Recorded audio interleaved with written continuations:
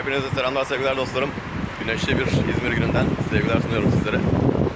Şu anda Balçova Koçtaş'a doğru ilerlemekteyim. Biliyorsunuz dünkü açamamıştık anahtarla. Yıldız anahtarlar açmaya yeterli gelmemişti. Havalı bir tabancanın ihtiyacımız olduğunu söylemiştim. Basınçta çalışan sanayi tipi makinelere ihtiyaç olduğundan bahsetmiştim sizlere. Şimdi aklıma başka bir fikir geldi. Deep socket denen derin soketler var. Vidayı çünkü normal cırcırla açamıyorsunuz. Bir de cırcırla deneyeceğim onu. Yani lokma setiyle. Bir ondan deneyeceğim. Şimdi derin lokma setlere bakmak için 17'lik, 12'lik, 10'luk. 10'luk biliyorsunuz her Honda'cının kullandığı bir ekipmandır. Balçova Koçtaş'a doğru yoldayım. Birazdan Koçtaş'ta görüşmek üzere. Evet dostlar, Koçtaş'a geldim. Şimdi içeri girip şu 17 milimlik, 12 milimlik ve 10 milimlik derin soketlere bir bakalım. İşimize yarayacak herhangi bir ekipman var mı? Bu tip sıkı cıvataları sökmekte. Bakalım neler kullanabiliriz, nelerden faydalanabiliriz, hep beraber görelim.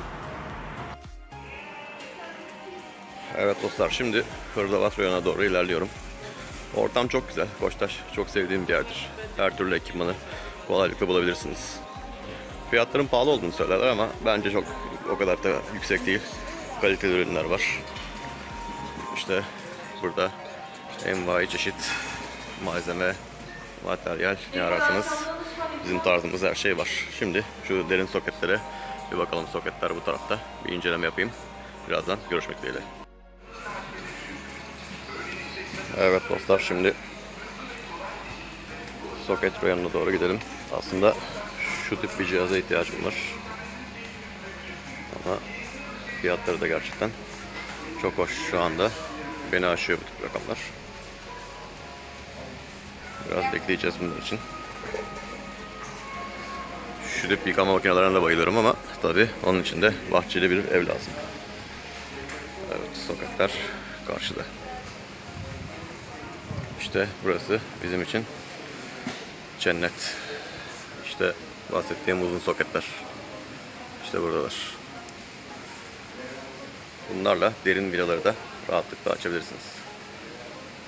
Uzun kollar, cırcırlar, lokma setleri, tork anahtarları ne ararsanız var.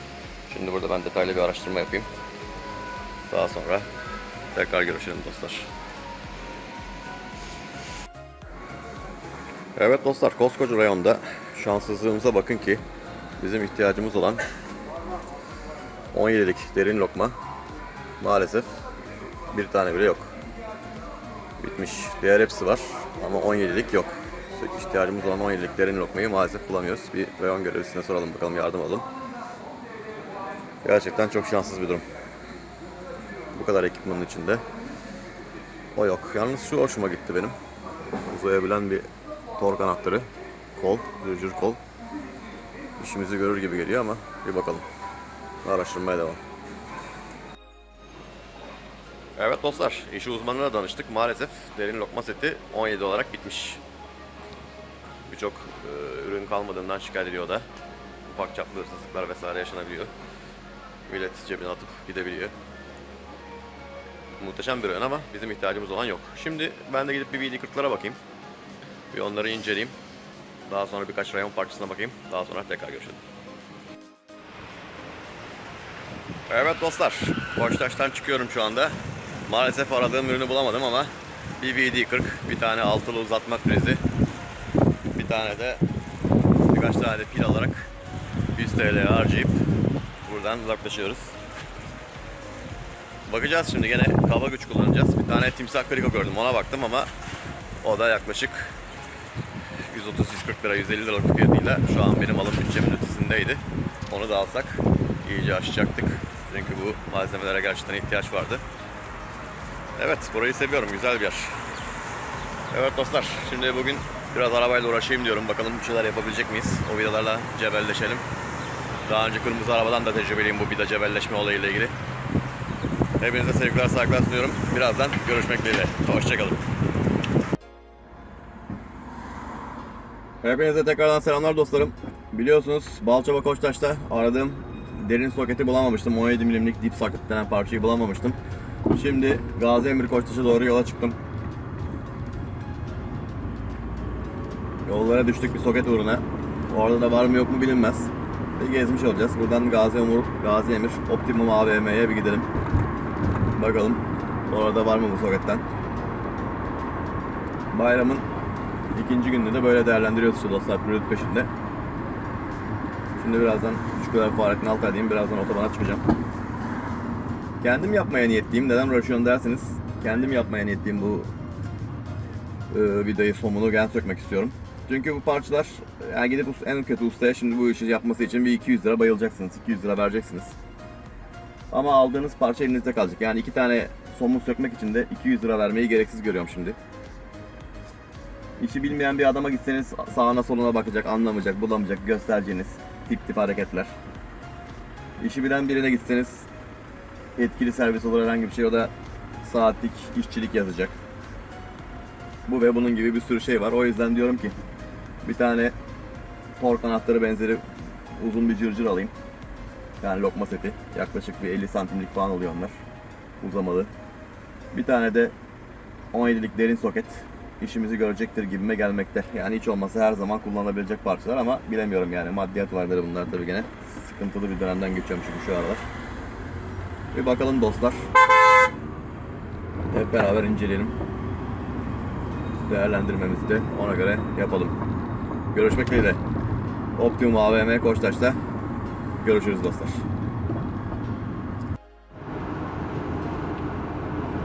Evet dostlar, Optimum AVM Koçtaş yollarındayız.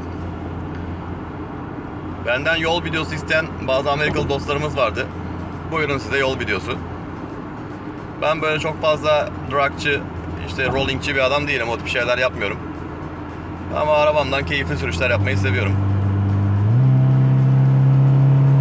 Aracımız da bastı mı gidiyor şükür. 135.000 kilometrede. Orijinal. Yani sol şeridi kapatabilecek bir kapasitesi var.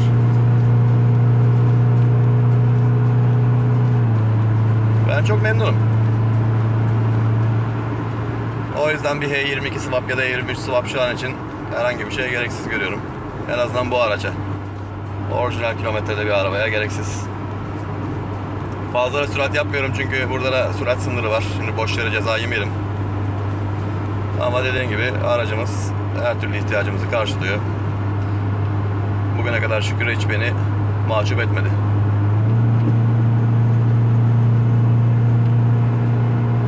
Evet, bu da yol videosu isteyen dostlarımıza gelsin. Birazdan Optimum AVM'de görüşürüz dostlar. Kendinize çok çok iyi bakın. Evet dostlar, Optimum AVM sol tarafta.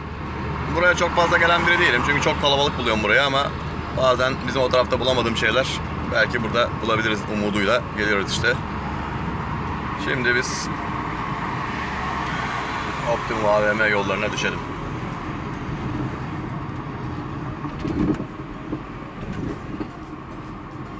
Birazdan içeride görüşmek dileğiyle dostlar.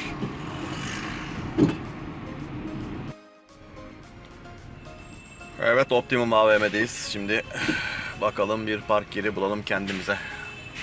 Burası bazen hınca hınç dolu olan bir yer, çok kalabalık olan bir yer. Bugün ama çoğu kişinin denizde olması sebebiyle çok aşırı bir kalabalığı yok gibi.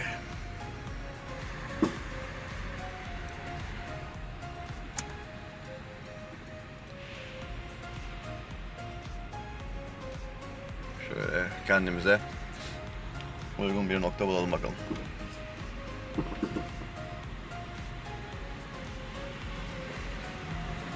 İçeride görüşürüz dostlar. Kendinize iyi bakın. Evet dostlar, uzun bir mücadelenin sonunda otoparkımızda park yeri bulmayı başardık. Burada Optimum'da park yeri bulmak gerçekten derttir. Hele hele kapıya yakın bir noktadan buldum. Bu gerçekten iyi oldu. Şimdi içeri girdim. Bakalım aradığımız parçaları burada bulabilecek miyiz? Evet dostlar, burası gerçekten çok büyük bir alan. Şimdi burada Koçtaş sanırım şu ilerideydi. Şu uzun poli geçmemiz gerekiyordu. Burada gerçekten herkes iç içe bir ortam var. Bu tip yerleri çok severim ben aslında ama fazla kalabalıkta insanı sıkıyor. Her taraftan sesler geliyor gördüğünüz gibi. Kendi sesimi bile duyamıyorum. İlerleyelim.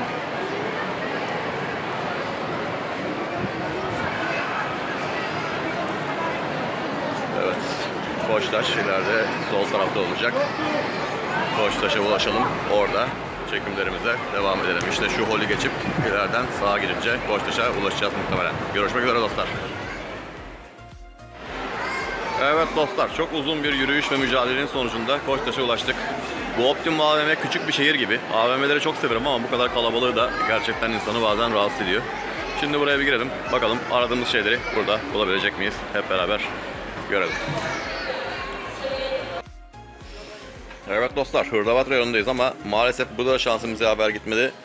Gördüğünüz gibi 17'lik derin lokma bölümünde yerler esiyor. 16'lık ve diğerleri mevcut ama gene 17'lik yok. Her zaman gibi gene sıkıntıya düştük. Bakalım ne yapacağız? Canım sıkılmaya başladı bu işlere. Bayramdan önce çözmek istiyordum vaktim varken ama muhtemelen internetten alacağım ve bayramdan sonra yakalayacak. Biraz daha buralarda bir araştırma yapalım. Bakalım sonuç ne olacak. Evet dostlar, maalesef Optimum AVM Koçtaş'ta da aradığımız 17 mm'lik derin soketi bulamadık. Hayaller başka bahara kaldı. Artık yapacak bir şey yok. İnternetten bakacağız. Bu bayramda da başka çalışma yapacağız artık. Temizlik çalışmalarına devam ederiz muhtemelen. Evet, buradan söyleyeceklerim bunlar. Sizi her zaman istediğim şu şarjlı, güzel matkaplar ve şarjlı tornavidalarla görüntüyle uğurluyorum. Kendinize iyi bakın dostlar. Hoşçakalın. Evet dostlar, tekrar aracımızın yanındayız. Optimum AVM'den ayrılıyoruz. Maalesef AVM geziyoruz. Balçova Koçtaş'ta başladı maceramız. Orada bulamadık 17 mm'lik derin soketi. Optimum AVM Koçtaş'a geldik. Burada da yok. Sağ olsun buradaki rayon görevlisi Bornova'daki mağazayı aradı ama orada da maalesef yokmuş. Bunu internetten almaktan başka çaremiz kalmadı. Şu anda çünkü bayramın ikinci günü, her yer kapalı. Bu tip yerler dışında da başka bir yerden bulabileceğimizi sanmıyorum. Büyük bir eksiklik. Hoş, bu 17 mm'lik soketi de bulursak bundan da açılacağı garanti değil ama yine bir umudumuz vardı. Artık bakacağız. Yapacak bir şey kalmadı. Şimdi buradan bir çıkalım. Daha sonra tekrar görüşürüz dostlar. Evet dostlar. Şu anda dönüş yolundayız. Bütün gün bir soket peşinde düştük yollara. Ama maalesef bulamadık. Ürünümüz ne Balçova'da, ne Gaziemir'de, ne de Bornova'daki Koçtaşlar'da yok. Bayram günü her tarafta kapalı biliyorsunuz. Bulabileceğimiz en muhtemel noktalar da buraları, İzmir'de. Artık yapacak bir şey yok. Zaten yarın küçük bir tatil maceramız olacak. Günübirlik. Onun için arabayı çok fazla kurcalamayacağım artık bugün. Dediğim gibi güzel vlog tadında bir video oldu. Biraz sinir olsam, parçayı bulamamış olsam da yine de keyifliydi sizlerle birlikte olmak. Her anımı görüntüledim.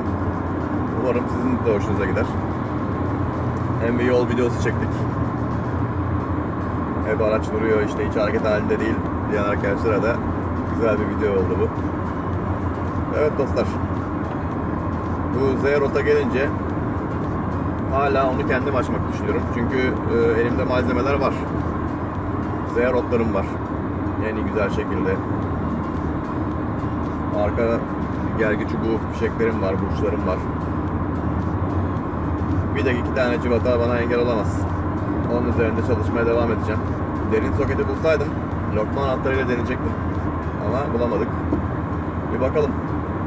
Bir diğer yöntem yıldız anahtara bir tane boru tutup uzatıp mesafeyi uzatıp torku yükseltmek. Bakacağız. Tek kriko üzerinde araç olduğundan güvenemiyorum dostlar. Sağlam bir timsah kriko üzerinde olsa, yanında da jack standlerle, yani ayaklarla desteklenmiş olsa çok fazla sıkıntı olmaz ama bu şekilde risk teşkil ediyor. Çünkü aracın altına girip çalışmam gerekiyor. İki vida sökecek diye de öbür tarafa çabuk yolculuğa gitmeyelim derim. Bir bakalım artık neler yapacağız. İlerleyen zamanlarda hep beraber göreceğiz. Görüşmek dileğiyle dostlar. Kendinize çok çok iyi bakın. Hoşça kalın.